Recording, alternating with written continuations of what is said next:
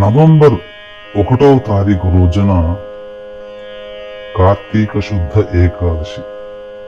విష్ణు భగవాన్ల వారు నిద్ర నుంచి మేల్కొనేటువంటి రోజు శయనేకాదశి, ప్రబోధిన్యేకాదశి అని అంటారు.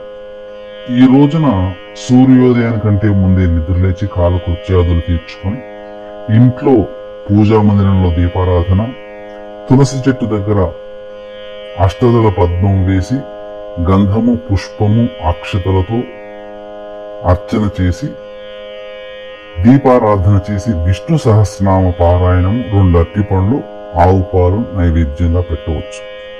ఆ రోజంతా కూడాను ఎటువంటి ఆహారము తీసుకోకుండా పాలు, పండ్ల పదార్థాలు తీసుకుంటూ ఉపవాసం ఉండి విష్ణునామము, శివనామ స్మరణ చేసుకుంటూ ఉండి ప్రదోష కాలంలో శివాలయంలో కానీ విష్ణు ఆలయంలో కానీ చేరుకొని ఆ దేవాలయంలో సాలగ్రామ దానము, అలాగే అర్చన మరియు ఉసిరిక దానము, దీప ప్రజ్వలనము చేయాలి, దీపదానము కూడా చేయాలి.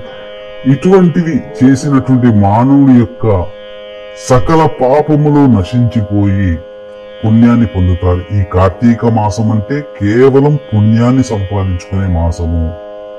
వీక్షించేటువంటి ప్రేక్షకులు కూడా నవంబర్ 5వ తారీఖు కార్తీక పౌర్ణమి, మహాపద్మక యోగం ఉన్నటువంటి నవంబర్ 6వ తారీఖు రోజున మహామహిమాన్విత కాశీ క్షేత్రంలో మీ జాతకరీత్యా కలుగు విద్య, వివాహ, ఉద్యోగ, దాంపత్య, అనారోగ్య సమస్యల నివారణకి, అలాగే ఈ అక్టోబర్, నవంబర్ నెలలో రవి, శుక్ర, బుధ, గురుగ్రహాలు మారిన కారణం చేత శని ప్రభావం వలన 12 రాశుల వారికి కూడా ఇబ్బందులు, సమస్యలు ఉంటాయి. కాబట్టి ఇటువంటి ఇబ్బందుల, సమస్యల నివారణకి సర్వదోష నివారణ పూజలు, హోమాలు జరిపించి శక్తిపాతము చేసినటువంటి కరుంగలి మాల మీకు ఇవ్వడం జరుగుతుంది.